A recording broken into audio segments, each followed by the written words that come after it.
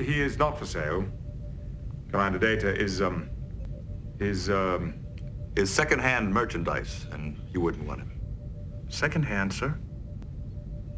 Oh, of course. A human joke.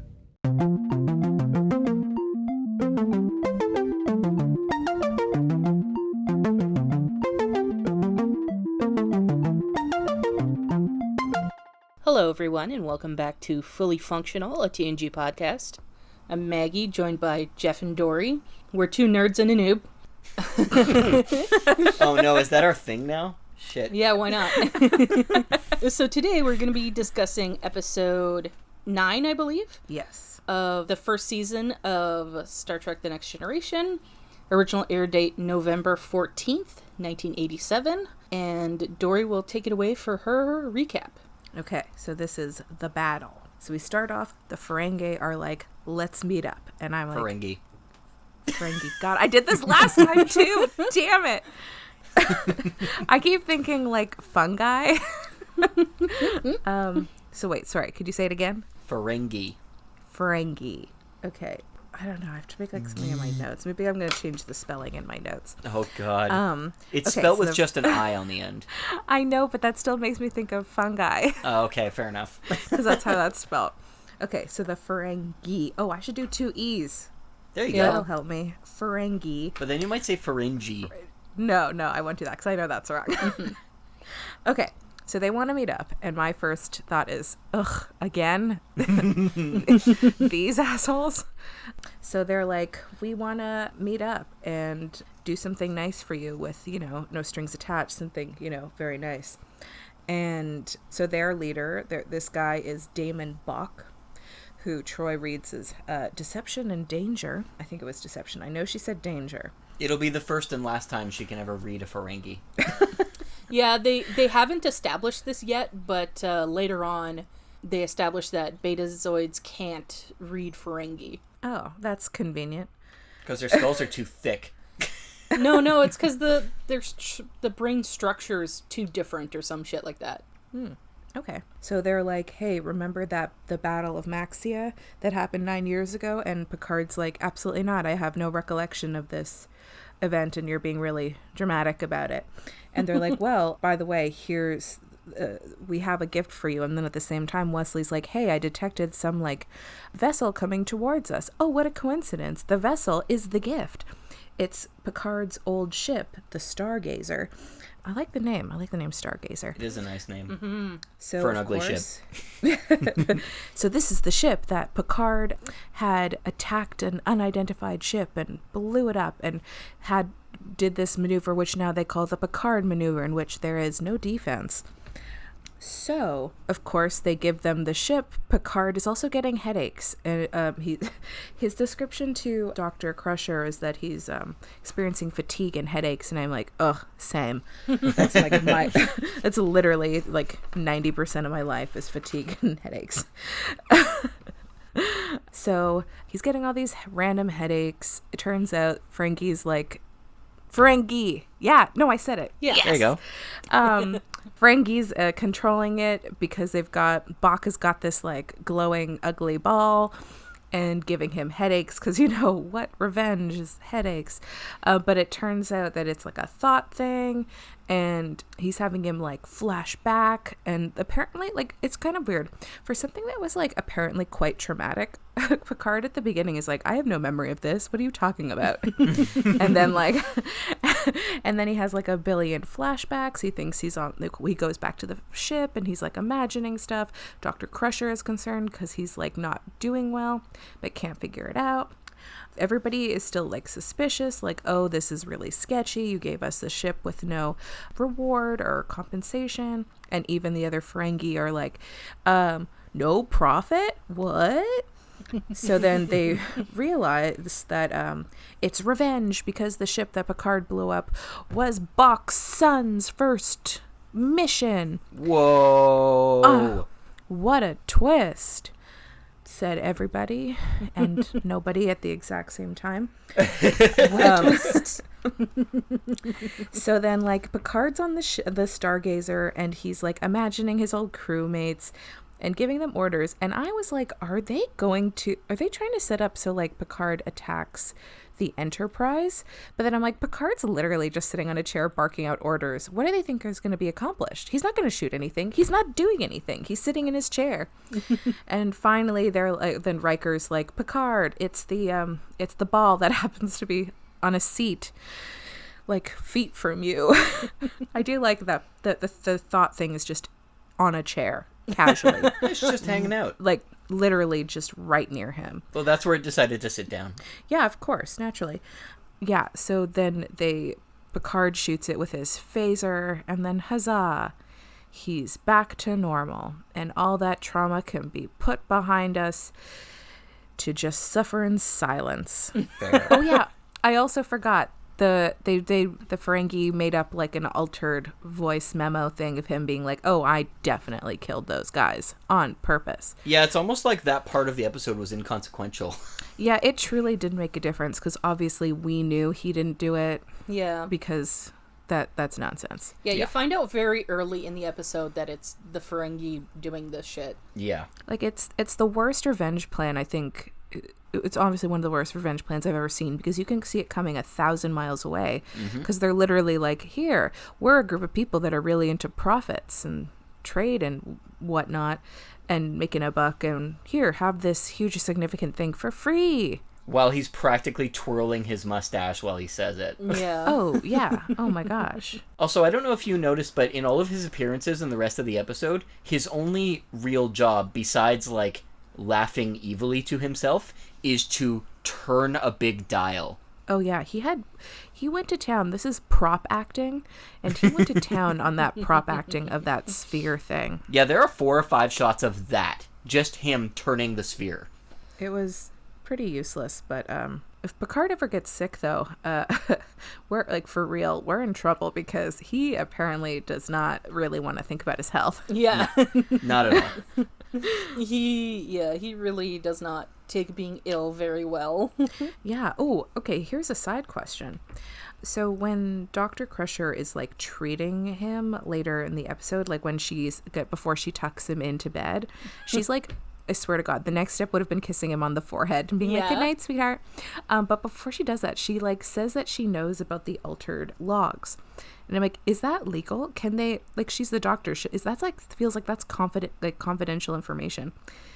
Why did Riker tell her?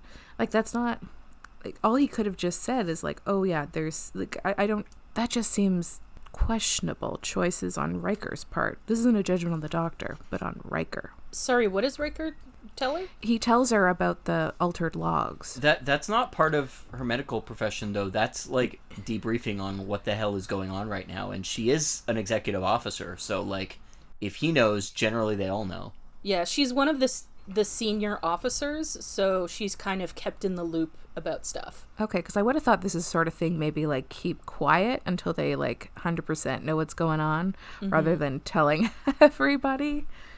I guess she's on a need-to-know basis. Yeah, definitely. I mean, of course Beverly is. Well, yes. Yeah, I thought we got some good Jean-Bev and good Jean-Will in this episode. A bit, yeah. Oh my God, is that their ship names? It better be. I mean, we decided on Jean-Will, so I just kind Yes. of riffed. Oh yeah, I forgot about that. Jean-Bev. Yeah, so I just riffed off of that for for Picard and Dr. Crusher. I actually had a God. problem with the Jean-Bev moment, or one of the middle ones, because when he's going on to her about, like, oh, this headache's getting so much worse, you know, I'm having all of these problems. Actually, I guess this was one of the last ones. She's like, you know, tell me what's going on, and he's practically pouring his heart out to her, and her response is, stick a needle in you and put you to sleep, with no commentary at all. Yeah, she just drugs him to put him to sleep. It's like, okay, I can't deal with your bullshit right now. Too many feelings. I do really like that scene, though. Where, Yes, me too. Patrick Stewart delivers that fantastically. Yeah, where he feels like he's losing his mind and all that. I quite enjoyed this episode, but I did wish we got more of that aspect of it, where Picard is questioning what actions he really took and, like, what his mindset was, like, back when he was on the Stargazer and stuff like that. Another one of those where potential goes to die. Season 1 of TNG. Yeah, I really wish they hadn't revealed that it was an altered log, or revealed that the Ferengi is behind it so early. Mm-hmm. Because, that would have been really interesting to explore, like, him questioning whether what he remembers happened is actually what happened. Yes. That would have been great. That would have served at least a little bit of my character development bowl. Filled up the bowl. Yeah.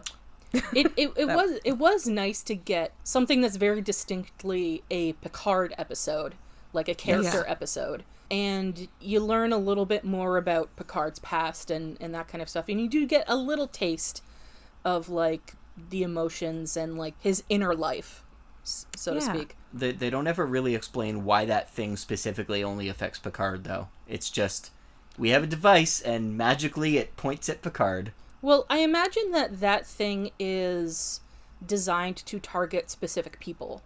Yeah, but, like, he had never met Picard until that point. He knew him only by reputation. How do you target a guy you've never even been in the same room with? Yeah, I don't know. Yeah, I don't know how he would tune it to Picard's frequency. No. I think it's a little, it's a convenient plot device with a lot of things that don't make sense about it. I do like how sweetly Riker is concerned about Picard. That's Jean Will for you. I very much, more like stupid headcanon time. I very much see it as, like, kind of a little love triangle. It's like Picard and Beverly definitely have, like, a thing going between them both ways. And then Will, it's only a one-way thing. It's just Will to Picard. So, fun fact about this episode, this was actually an episode of firsts, not just for an actual, character-focused episode. This was the first episode with a Steadicam in it. Ooh. Something which becomes quite common throughout the rest of the series. This is the first episode with a returning director, and, more important than anything else, this is the first episode with Wesley's rainbow sweater. Ah, yes. I wrote down a very detailed description about that sweater. I would like to hear that. I wrote in capital letters, Wesley sweater alert. Yeah. Top part, turtleneck area, navy. Next layer that goes around his shoulders. It goes red, kind of orangey, then a bright yellow, and then kind of a royally blue stripe. And then the rest of it, the lower half, is a lighter blue.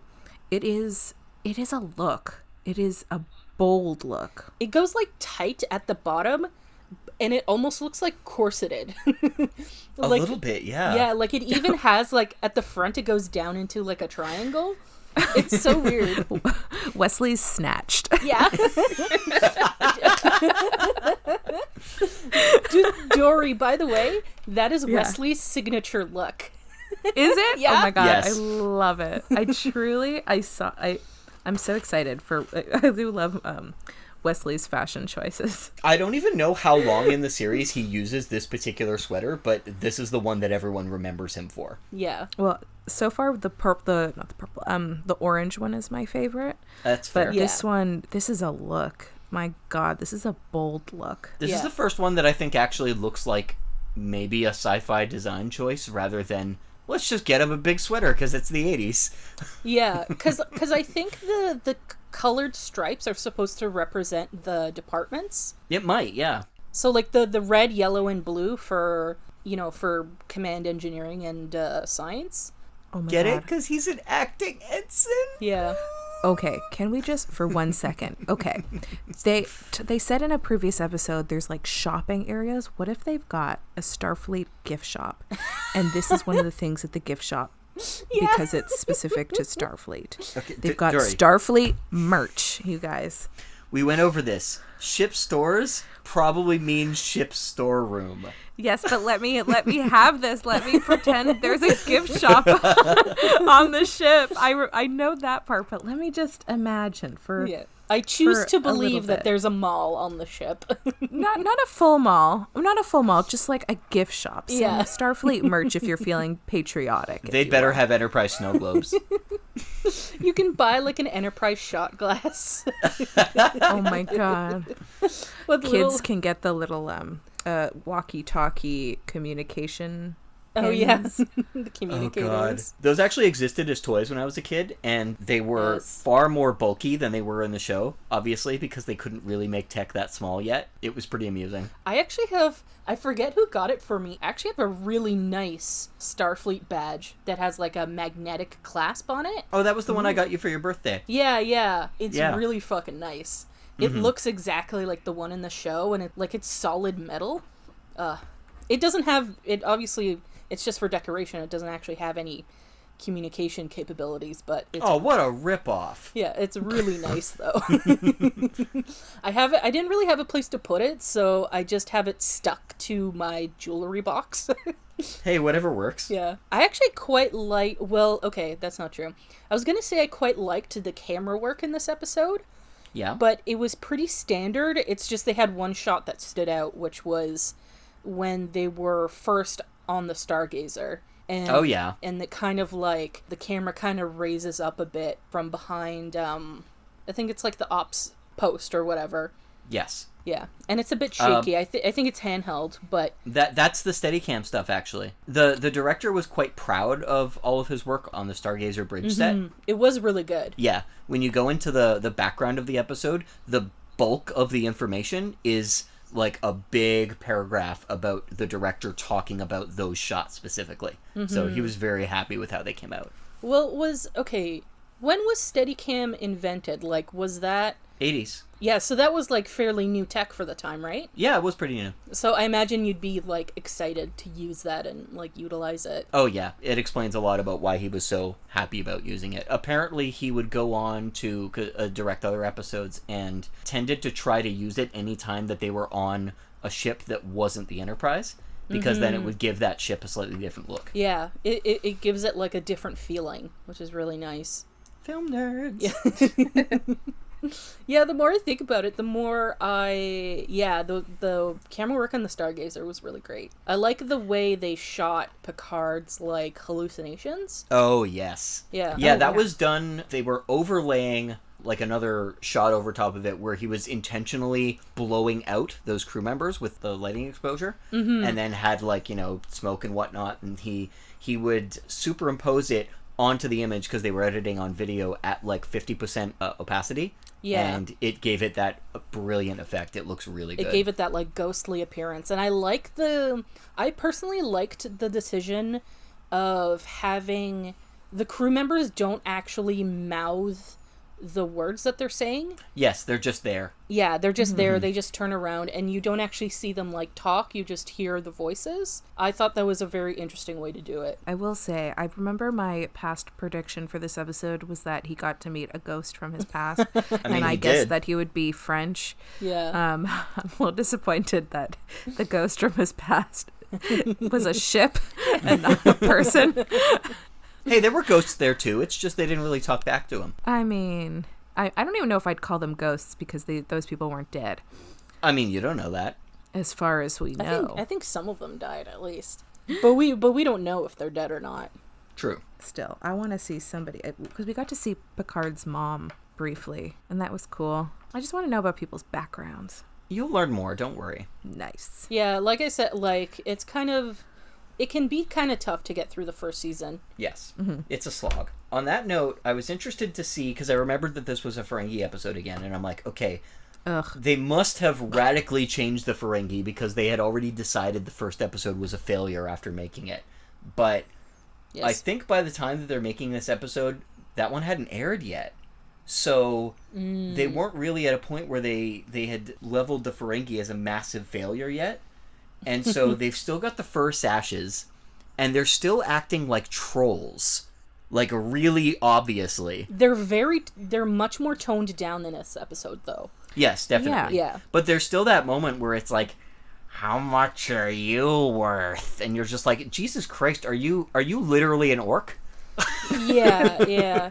And I have to say, I wrote down that I very much appreciate that a revenge plot, like, personal plot of, like, this specific guy wants revenge on Picard, that's much more interesting than just, like, Oh, these guys are greed trolls. Yes, I agree. Yeah. Plus, I also appreciated that the like other first in command like realized, oh, even though it was obviously for their own thing that this bullshit revenge plot has nothing for them to gain, they did like acknowledge that they put Bach in like detention or something, like he was sort of put aside. Yes. And that, what's his name? Kazoga or something Kazago. like that? Kazago. Yeah. That he's like, I guess, tentatively in charge. So I do appreciate, like, I think it showed a little bit more dimension to the Ferengi. Yes. Definitely, that, like, yeah. it's not anything goes. There is, like, consequences to some actions, even though it's still like, well, we weren't making any profit from this revenge scheme. So I think the only Bad downside to doing it the way that they did was that they, kind of got rid of their villain off screen because of it. But at the same time, when the first officer delivers that line where it's like, oh, he's been put away, and it's not long after Riker is just like, okay, yeah, we get it, go away, because he's busy dealing with Picard. You get this, like, or I did anyway, I got this mild sense of like, oh, that's satisfying to hear. And Riker appears like a bit satisfied with it too. He's like, he feels this like, oh, we're on the same level moment with the other first officer. yeah, first officer to first officer, bond forever. Yeah, and now they'll be best friends, and we need a name for their couple too. They're gonna wear best friend necklaces. The question is who gets the best and who gets the friends. Raikwago. Zyker. Oh God. I really liked that Riker was like, listen, we both have the same job. We both know what's up. Your captain's acting weird, isn't he? Mm-hmm. Like, I thought that was very cool to like try to make that connection on that level. I think they're trying to slowly, anyway, push Riker as like the down-to-earth one out of the two of them, because like Picard is serious, no nonsense, and Riker is supposed to be the one that people can relate to more. Yeah. Because he's more casual about things, and I think with this episode they leaned into that a bit more, even though some of the dialogue was still a little bit too, that's not you. A little too formal, yeah. But overall it worked much better than it did in the previous episode anyway. Riker also got a couple of good lines in there. There's when the Ferengis are on the ship, it goes, we've heard that you use females, clothed females, most interesting. And then Riker responds, I wrote, Riker well smug, goes, that they are, sir. And then when he's talking about Data, the Ferengi go, we would like to purchase it, talking about Data. And then Picard goes, he's not for sale. Commander Data is and then Riker goes, is secondhand merchandise, you wouldn't want him. And then Data, of course, secondhand, sir. And then like a huge pause so Troy can make a face. And then he goes, oh, of course, a human joke. I love that line so much. A human joke? Of course, a human joke. Ugh. That's such a good comeback if like someone makes a joke that's like really not funny. Yes. You just fucking long pause. Ah, of course, a human joke. Oh, I like that. That's spicy. Yeah, the amount of times I could have used that in the past is astronomical. Oh my Data gosh. actually had a couple of good moments in this episode, and the other one that stood out to me was his serious nerd moment, where Wesley comes on the bridge and he's just like, hey, so I upgraded the sensors. And Data immediately sits up. He's like, boosting the sensors? How? And then Picard gives him a look and he's like, perhaps another time. Yeah. And it's you can see that moment when Data's just like, what? I want to talk about nerd stuff. Yeah. He's very intrigued. If I didn't know any better, I'd say he's excited. Ooh. Come on, Data doesn't have feelings. Yeah. And, okay, I also, when we're talking about Data lines, I just love the way he delivers that line of, you performed what Starfleet textbooks now refer to as the Picard Maneuver. Aw. I do love that, like, I do like the idea of Picard being notorious in some way, or, like, just well-known for this thing. I do love that he's like, oh, he's popular. Yeah. I mean, he wouldn't have been in charge of, like, the flagship if he wasn't, had a good resume, Yeah, like, he's supposed to be I don't think he's supposed to be, like, legendary on, like, Kirk level at all. Yeah. But he is definitely supposed to be, like, a well-accomplished But he's captain. definitely known. Oh, and I love how, like, horny Riker gets for when Picard explains the maneuver. Oh, yeah. He's just so excited. And, like, Picard explains what it is, which is basically, like, you jump into, like, high warp for a couple seconds and then stop dead. So it looks like you're in two places at once, and you get the advantage, right? Because the other ship is, like, disoriented for a second, so you can get in a shot by surprise, which is actually a really cool maneuver, not gonna lie. It is cool, but it doesn't make sense with every other way that they deal with warp, because they always deal with it as something that is, like, accelerating. Yeah. So you can't accelerate to, like, massive maximum speed in a split second, because they've never done that before. Yeah, but it's cool, so shut up. That's a good point. Fair. I mean, I can't argue with that logic. And anyway, so Picard explains it, and he's like, I just did what any good helmsman would have done. And Riker's like, you just did what any good helmsman would have done. You were the first, sir. Like, he's so into it. Just kiss. Yeah, he's like, damn, that's some clever battle tactics. Honestly, when Picard beamed aboard the Stargazer for the first time, I thought he was going to kiss the ship.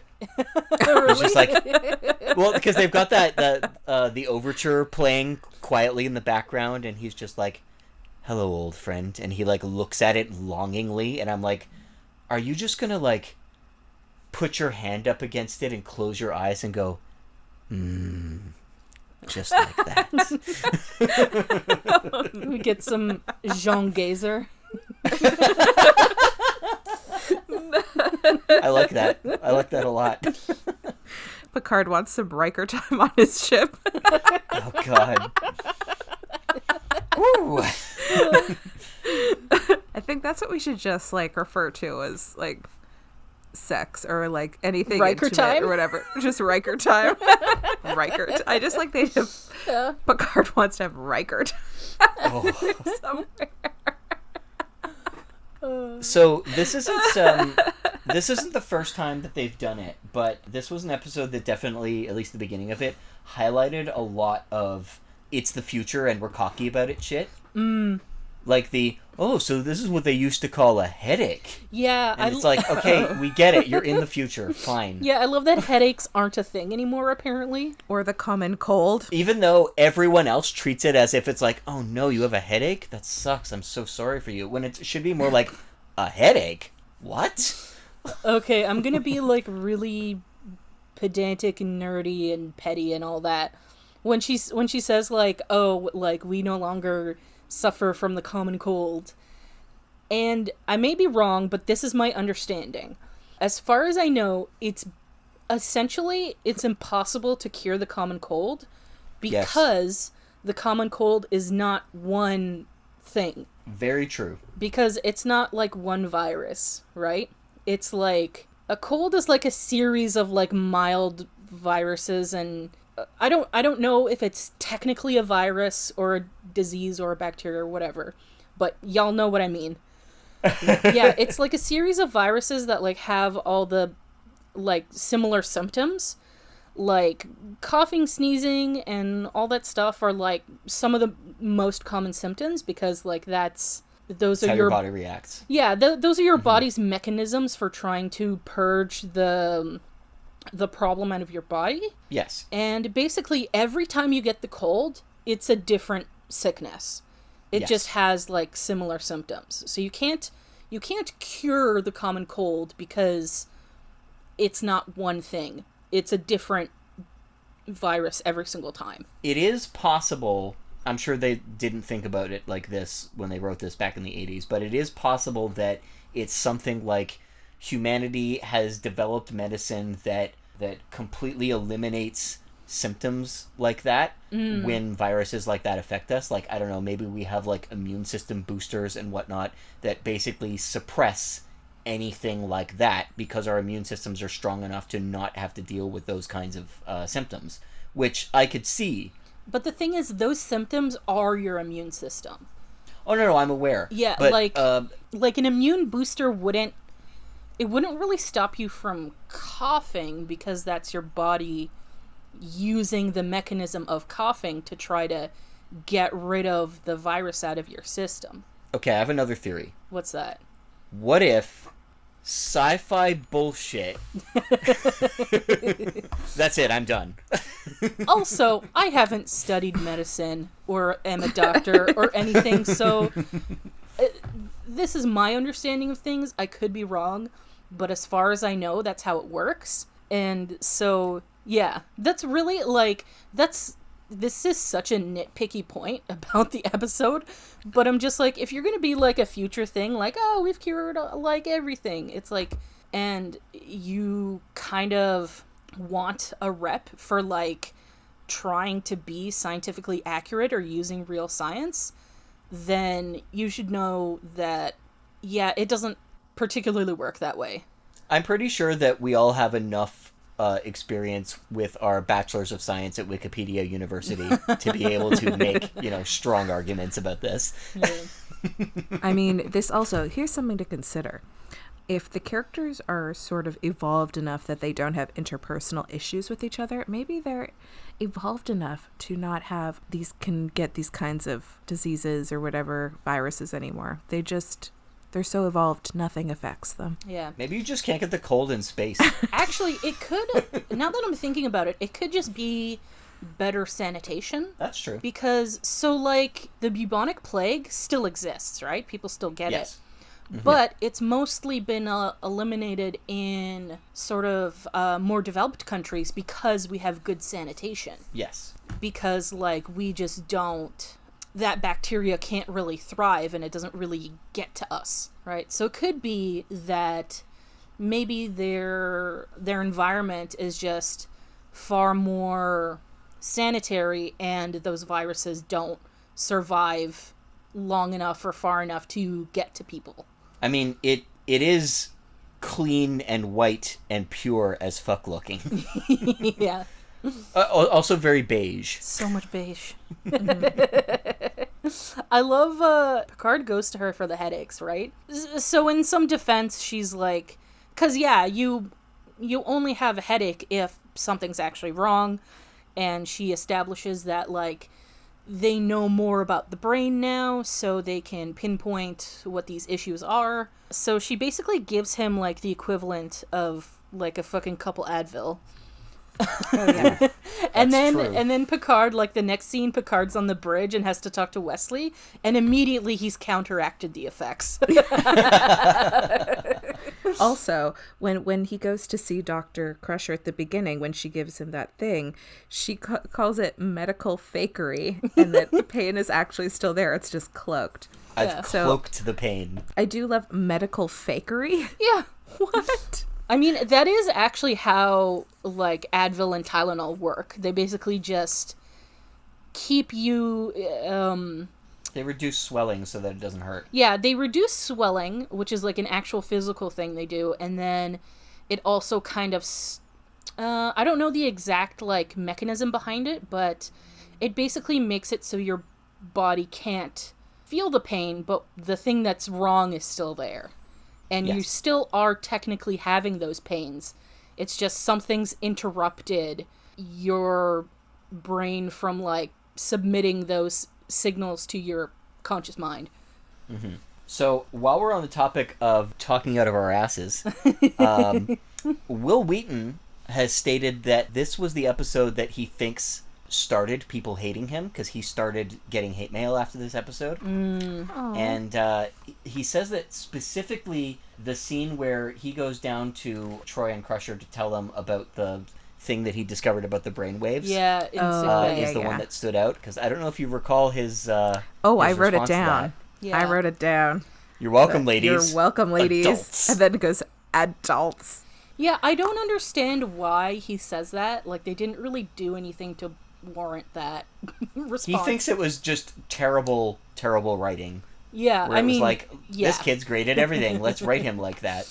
Yeah, this is because recently we've been saying, like, oh, he's calmed down, he's not as much of a jerk anymore. And in this episode, you see a little glimpse of his jerkiness again. of where Yes. he's like, I know everything. I love that. You're welcome, ladies. Also, they were like out of the door by that point. Yeah. So it wasn't even like he was talking to them. He was talking at Yeah. them. He almost. still kind of brought up his concerns in an appropriate way. Yes, I agree.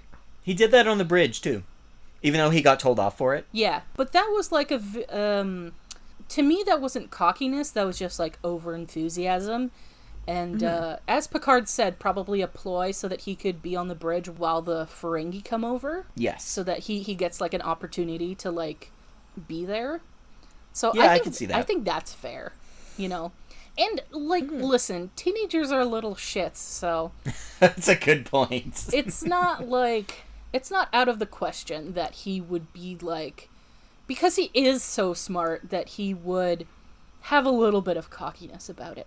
I didn't. If this was the turning point, I think people like need to suck it up, because he still was not that bad in this episode. Oh, yeah. No, I kind of laughed when he did that. I was like, I don't love it, but like I didn't hate it, or I didn't like him any less.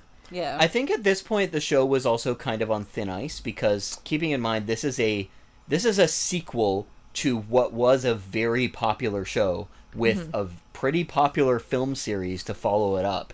Like when you're putting things like that in it, people are not going to be happy. Now, getting hate mail about it, okay, that's probably a little extreme, but you know, that's how people tweeted back in 1987 by sending hate mail.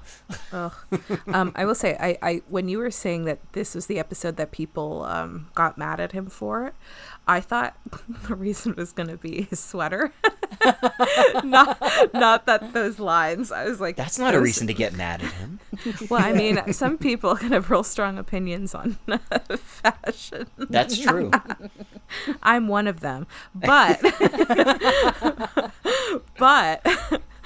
this sweater is like, if somebody was going to send mail, it'd be like, excuse me, how do I get one of these to wear forever? I'd like, when I die, I want to be buried in one of those. Yeah. I love that sweater. I want that sweater, but like in like a non-weird version. I basically just want a sweater with the rainbow stripes on it. But, it does exist. Yeah, but not... It's probably expensive as fuck, though. Oh, undoubtedly. Yeah. And without the weird corset part. I'm just wondering, like, I wonder if I could make one. Like, I can. You probably I can could. sew. I can probably make one of that sweater.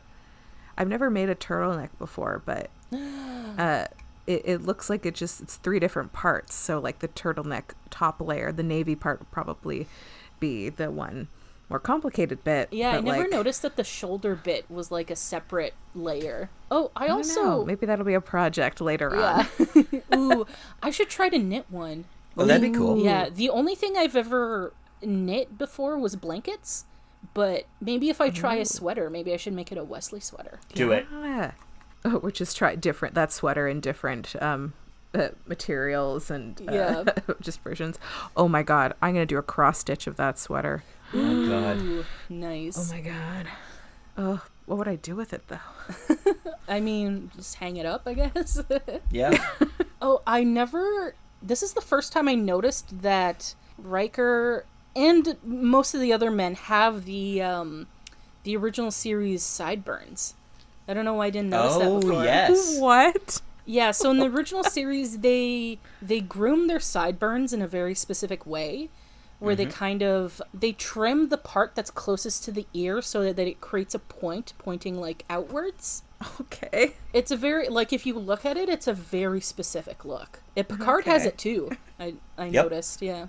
I started noticing it after I noticed it on Riker. Is it because of all the close-ups of Picard's face you got this episode? Yes. Oh my god, so many. I even wrote that he has really nice skin. Yeah, He does.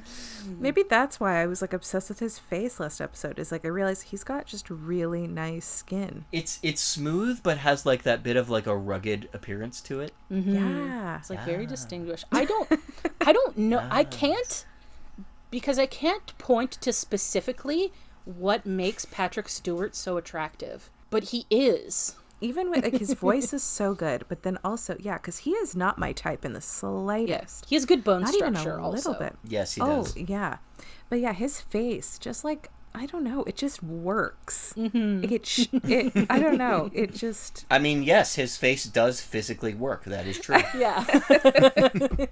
He's it is fully functional, Captain. Oh, God.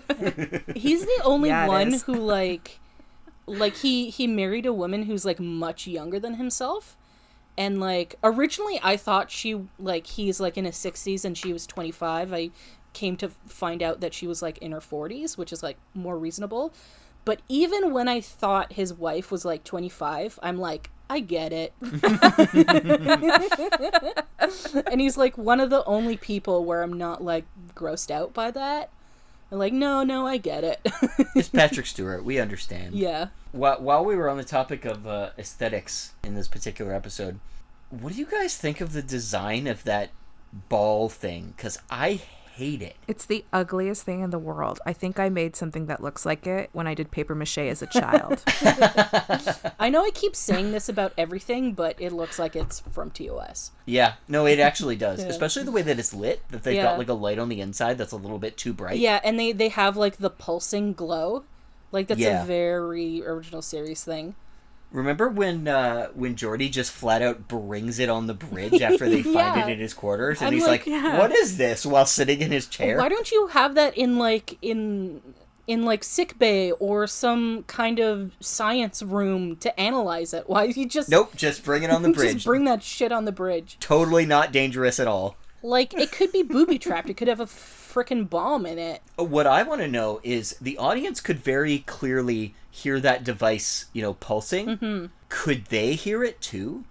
Because every time that it happened, Picard would plug his ears or whatnot, but nobody else seemed to react to the sound of it, including the Ferengi, who have the biggest ears in all of Star Trek. Yeah. I think that's just for the audience. I think so too. It's what is it called again? Non-diegetic? Yes. Yeah, I think it's non-diegetic. Yeah, because diegetic sound is sound that the actors can, or the characters can hear as well. Yeah. Oh, yeah, this is just, again, a little nitpicky thing. When Riker's talking to the first officer guy, and he's like, "Oh, I doubt you contacted me just to discuss an ancient battle." It was 9 years ago. Yeah, that's not exactly ancient. That's so bitchy. Yeah. I'm sure he was just exaggerating or whatever, but I did find that funny. The weird moment that really got to me, that stood out, was when Picard is supposedly all better before he beams over to the other ship. Mm-hmm. Is he's talking to Riker and tells him to cut the tractor beam power, and when Riker's all confused about it, he said, "Well, don't you remember the lecture on conserving tractor beam power?" And I'm like, sorry, you delivered somebody delivered an entire lecture on conserving power on a single device that isn't used that often on the ship? Oh, yeah. When what he did that, I wrote on my notes that Picard is bitchy when he wakes up from his nap. Yeah. Yeah, I like it. His nap, I like it a lot. His nap makes him more cranky instead of... Yeah. So, Dory, did you have any favorite moments in this episode? I enjoyed... There's not much to like, is there? I mean, I enjoyed the Patrick Stewart close-ups. Fair. There was an exchange he had with Dr. Crusher that I did like. So it's, again, before she tucks him in. He goes... So romantic. The doctors always say the obvious as though it's a revelation. So Picard says that to Crusher, and then she responds with, "Why do captains always act like they are immortal?" So I did enjoy that little exchange. I also doctors always say the obvious as though it's a revelation. I'm like, that's very accurate. It's only going to get worse. Oh, good. I mean, the sweater. What an iconic moment. That sweater. Yeah, not like a billion. Oh my gosh, we forgot to say the line. What's his name? The first officer. Oh, Kowalski. Oh my God. Kazago. He goes, "As you humans say, I'm all ears." I was like, I wanted to boo. I was like, can I boo through my computer? Who do I write to about this? I'm angry. I'm like, no, I did not need that. Who do I get angry about? Dear Netflix, I have a complaint about this episode. I was about to say his name is Zhivago, and I'm like, no, that's very wrong. No, Zhivago's the doctor. Come on. Yeah, that's the only part we hadn't covered yet. Is I was gonna say the line about I'm all ears. Fair. I love some of the data lines in this episode. Those are solid. Lot of good stuff for Patrick Stewart in this episode, I think. Especially at the end where he's suddenly, after shooting that thing, lucid and philosophical. Yeah. And the thing is like, I quite liked this episode. Like, I thought it was entertaining. I enjoyed watching it. But I still don't think there's a lot to it. No. Like, it doesn't go very deep, in my opinion. No, it's a mystery that they kind of blow in the first 10 minutes. Yeah, but you kind of get a glimpse of, a very, very tiny glimpse of the potential of the show. Mm-hmm. What ended up standing out for me was when you first see the Ferengi again, I had like the Ferengi reappearing on my mind, and I'm just like, okay, how do they improve them? And then you get that moment just before the commercial break where Bach says, oh, we're giving it to them at no cost, and the Ferengi behind him responds with, at no cost? Oh, ugly, very ugly. And I'm just like, Yeah, you sound like an that. NPC from Skyrim. Yeah, he does. All right, let's get into predictions. So, Dory, you'll be happy to know our next episode is called Hide and Q. No. No.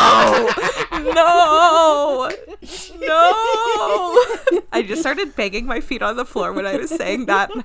I hope my dancer's neighbor is not home. No. So your little tidbit for the episode is Q has a proposal for Riker. Some Riker time. Yeah. Oh, okay. Oh, fuck. I hate Q. Damn it. I knew he was gonna come back, but He had to. I didn't think it'd be this soon. I thought I had more time. Yeah. Okay. Well, okay. We'll do like predictions and then what I hope. Okay. Okay. Fair. So I think he's probably going to ask Riker to betray Picard in some capacity, or like, because he's probably still pretty pissed at Picard. So I can see him trying to asking Riker to betray him, but try to do it like manipulative and low key. But also on a personal note, I hate Q, but I'd really love it if he really brought his like fashion game, because he does have he's capable of great outfits and great looks. So I hope there's some cool looks. So those are my predictions and hopes. All right. Because at least if I have to suffer with Q, he better look cool. No, that's fair. That's fair. Yeah, So, I like it. so next time we'll see how much you got right and if your hopes come true. Goodbye.